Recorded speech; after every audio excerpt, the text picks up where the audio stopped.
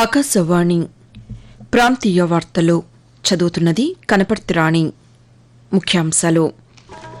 ఆంధ్రప్రదేశ్ రాష్ట మంత్రులు, కార్యదర్శులతో ముఖ్యమంత్రి నారా చంద్రబాబు నాయుడు ఈరోజు సమావేశం కానున్నారు. మేడారంలో సమ్మక్క సారలమ్మల మహాజాతరను విజయవంతంగా నిర్వహిస్తామని తెలంగాణ ఉప ముఖ్యమంత్రి భట్టి విక్రమార్క పేర్కొన్నారు. పీఎస్ఎల్వీ C-62 రాకెట్ను భారత అంతరిక్ష పరిశోధనా సంస్థ ఇస్రో ఈ ఉదయం 10 గంటలకు ప్రయోగించనుంది. వైఎస్సార్ కడప జిల్లాలోని గండికోట ఆంధ్రప్రదేశ్ వారసత్వ సంపదని పర్యాటక శాఖ మంత్రి కందుల దుర్గేష్ తెలిపారు. వార్తల వివరాలు. ఆంధ్రప్రదేశ్లో నిర్మిస్తున్న బెంగళూరు, కడప, విజయవాడ ఆర్థిక కారిడార్ నిర్మాణ పనులు గిన్నిస్ రికార్డులను సాధించిందని కేంద్ర రహదారి రవాణా, జాతీయ రహదారుల శాఖ మంత్రి నితిన్ గడ్కరీ వెల్లడించారు. ఈ మేరకు సామాజిక మాధ్యమం ఎక్స్ వేదికగా ఆయన స్పందిస్తూ 6 రోజుల్లో 52 కిలోమీటర్ల మేర రహదారి నిర్మాణాన్ని జాతీయ రహదారి ప్రాధికార సంస్థ NHAI చేపట్టిందని, వీటికి 4 గిన్నిస్ రికార్డులను దక్కించుకుందని పేర్కొన్నారు. ఈ అంశంపై ముఖ్యమంత్రి నారా చంద్రబాబు నాయుడు ఎక్స్ వేదికగా స్పందిస్తూ సత్యసాయి జిల్లా పుట్టపర్తి పరిధిలోని వానవోలు, వంకరకుంట, ఓదులపల్లె విభాగంలో రికార్డు స్థాయి పనులు జరిగాయని తెలిపారు. ఇదే స్ఫూర్తితో మిగిలిన పనులను కూడా త్వరితగతిన పూర్తి చేసి కారిడార్ను అందుబాటులోకి తీసుకురావాలని ముఖ్యమంత్రి అభినందనలు తెలిపారు.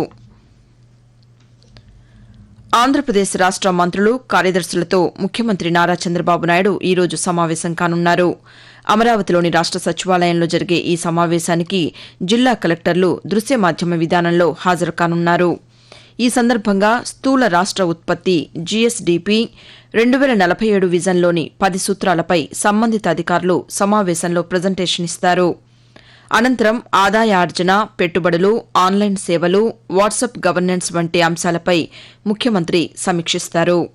అలాగే రెవెన్యూ శాఖలో పట్టాదారు పాసు పుస్తకాల పంపిణీ, సర్వే, ఫిర్యాదుల పరిష్కారం తదితర అంశాలపై అధికారులు, మంత్రులకు ముఖ్యమంత్రి దిశానిర్దేశం చేస్తారు. అదేవిధంగా ఇటీవల కేంద్ర ప్రభుత్వం తీసుకొచ్చిన VBG-రామ్జీ పథకంపై మంత్రులు, అధికారులతో ముఖ్యమంత్రి చర్చిస్తారని అధికారులు వెల్లడించారు. మేడారంలో సమ్మక్క సారలమ్మల మహాజాతరను విజయవంతంగా నిర్వహిస్తామని తెలంగాణ ఉప ముఖ్యమంత్రి భట్టి విక్రమార్క పేర్కొన్నారు. ములుగు జిల్లా తాడ్వాయి మండలం మేడారంలో జరుగుతున్న ఉత్సవాల ఏర్పాట్లు, గద్దెల పునర్నిర్మాణ పనులను ఆయన నిన్న పరిశీలించారు. ఈ సందర్భంగా సంబంధిత అధికారులతో ఉన్నత స్థాయి సమీక్ష సమావేశం నిర్వహించారు. అనంతరం భట్టి విక్రమార్క మాట్లాడుతూ 251 కోట్ల రూపాయలతో గద్దెల ప్రాంగణం పునర్నిర్మాణ పనులు చేపడుతున్నామని అన్నారు. ఈ నెల 28 నుంచి 31వ తేదీ వరకు మహాజాతర జరగనుందని, ఇందుకు అన్ని ఏర్పాట్లు పూర్తి చేస్తున్నామని వెల్లడించారు. భారత రక్షణ రంగానికి, భూ పరిశీలనకు, వాతావరణ మార్పుల అధ్యయనానికి ఉపయోగపడే పీఎస్ఎల్వీ C-62 రాకెట్ను భారత అంతరిక్ష పరిశోధనా సంస్థ ఇస్రో ఈరోజు ఉదయం ప్రయోగించనుంది. ఆంధ్రప్రదేశ్లోని శ్రీహరికోట సతీష్ ధావన్ అంతరిక్ష కేంద్రం నుండి ఉదయం 10 గంటల 17 నిమిషాలకు జరిగే ఈ ప్రయోగానికి సంబంధించి కౌంట్డౌన్ ప్రక్రియ తుది దశకు చేరుకుంది. ఈ రాకెట్ ద్వారా ప్రధానంగా అన్వేష భూ పరిశీలన ఉపగ్రహాన్ని కక్షలోకి పంపనున్నారు. EOS-N1తో పాటు అమెరికా, స్పెయిన్, బ్రెజిల్, బ్రిటన్ వంటి దేశాలకు చెందిన 15 నుండి 18 ఇతర చిన్న ఉపగ్రహాలను కూడా ఈ రాకెట్ ద్వారా ఇస్రో అంతరిక్షంలోకి ప్రవేశపెట్టనుంది. రైతుల సంక్షేమానికి ఆంధ్రప్రదేశ్ ప్రభుత్వం ప్రాధాన్యతనిస్తూ సంక్షేమ కార్యక్రమాలు అమలు చేస్తోందని గృహ నిర్మాణ శాఖ మంత్రి కొలుసు పార్థసారథి తెలిపారు. ఏలూరు జిల్లా మిర్జాపురంలో నిర్వహించిన సంక్రాంతి సంబరాల్లో ఆయన నిన్న పాల్గొన్నారు.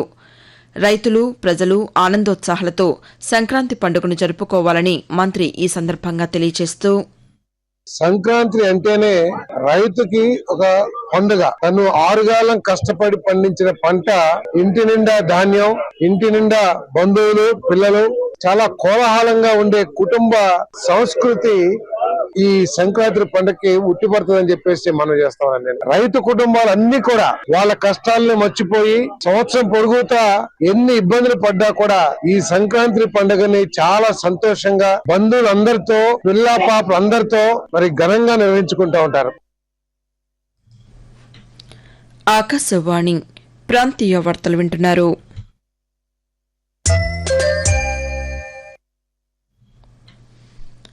సంక్రాంతి పండుగకి ఊళ్లు వెళ్లే వాహనాలతో హైదరాబాద్ విజయవాడ జాతీయ రహదారిపై రద్దీ కొనసాగుతోంది. Pantangi toll plaza, Keesara toll గేట్ల వద్ద రద్దీ పెరిగింది.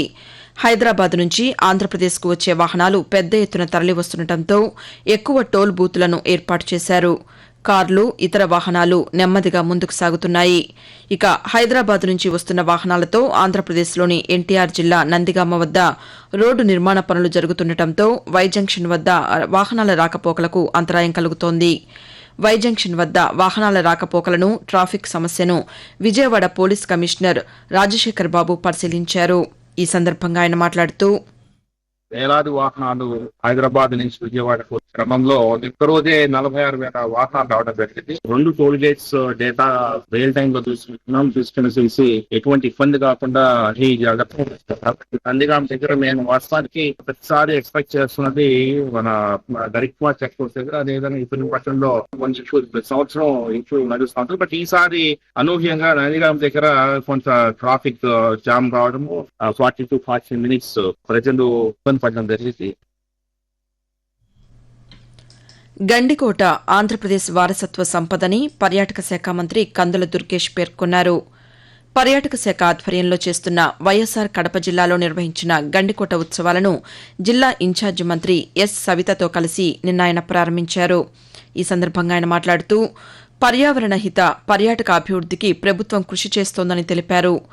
కేంద్ర రాష్ట ప్రభుత్వాల సహకారంతో గండికోట అభివృద్దికి నిధులు మంజూరయ్యాయని మంత్రి పేర్కొంటూ, మనకి వారసత్వ సంపదగా వస్తున్నటువంటి గండికోటని కాపాడుకోవాలనేటువంటి ఆలోచనతోటి కేంద్ర ప్రభుత్వంతో మాట్లాడి ఈ మధ్య కాలంలోనే ఒక 77 కోట్ల రూపాయలు దీని అభివృద్ధి కోసం ఇవ్వడం జరిగింది. అదే విధంగా సహజ సిద్ధంగా ఏర్పడినటువంటి గ్రాండ్ క్యానియన్ ని వీటిని పరిరక్షించుకునేటువంటి అవకాశం మనకి చాలా లభించింది కనుక దాన్ని ప్రజలందరికీ తెలియజేసే విధంగా, విశ్వవ్యాప్తంగా దాని యొక్క గొప్పదనాన్ని తెలియజేసే విధంగా ఈ ఉత్సవాలు నిర్వహించుకోవడం జరిగింది. ఆధునిక యుగపు గొప్ప ఆధ్యాత్మికవేత్తలలో ఒకరు, కుల, మత, లింగభేదాలు లేకుండా ప్రతి ఒక్కరికి మార్గదర్శకంగా నిలిచిన భారతీయ యువతకు ఎంతో ఆదర్శనీయమైన స్వామి వివేకానంద జయంతి ఈరోజు. 1863వ సంవత్సరం జనవరి 12వ తేదీన కోల్కతాలోని ఒక బెంగాలీ కుటుంబంలో జన్మించిన ఆయన అసలు పేరు నరేంద్ర దత్త. ఆ మహనీయుని జయంతిని కేంద్ర ప్రభుత్వం జాతీయ యువజన దినోత్సవంగా నిర్వహిస్తోంది. జాతీయ యువజన దినోత్సవాన్ని భారత ప్రభుత్వం 1984వ సంవత్సరం నుండి నిర్వహిస్తోంది. వివేకానందుని బోధనలు, సందేశాలు ప్రపంచవ్యాప్తంగా యువతను సన్మార్గంలో నడిపిస్తున్నాయి. 1893వ సంవత్సరంలో అమెరికా దేశంలోని చికాగో నగరంలో జరిగిన ప్రపంచ సర్వమత సమ్మేళనంలో వివేకానంద చేసిన ప్రసంగం ప్రతి ఒక్కరిలో స్ఫూర్తి కలిగించింది. ఆ ప్రసంగాన్ని ఇప్పుడు విందాం.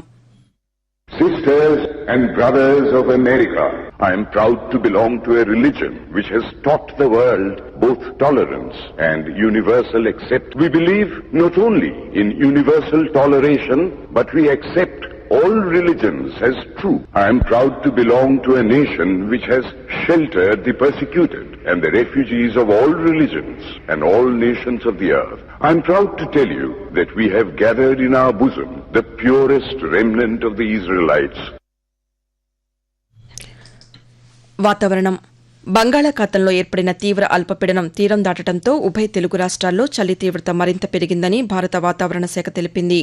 పలుచోట్ల కనిష్ట ఉష్ణోగ్రతలు నమోదవుతాయని పేర్కొంది. ప్రాంతీయ వార్తలు ముగించే ముందు ముఖ్యాంశాలు మరోసారి. ఆంధ్రప్రదేశ్ రాష్ట మంత్రులు, కార్యదర్శులతో ముఖ్యమంత్రి నారా చంద్రబాబు నాయుడు ఈరోజు సమావేశం కానున్నారు. మేడారంలో సమ్మక్క సారలమ్మల మహాజాతరను విజయవంతంగా నిర్వహిస్తామని తెలంగాణ ఉప ముఖ్యమంత్రి భట్టి విక్రమార్క పేర్కొన్నారు.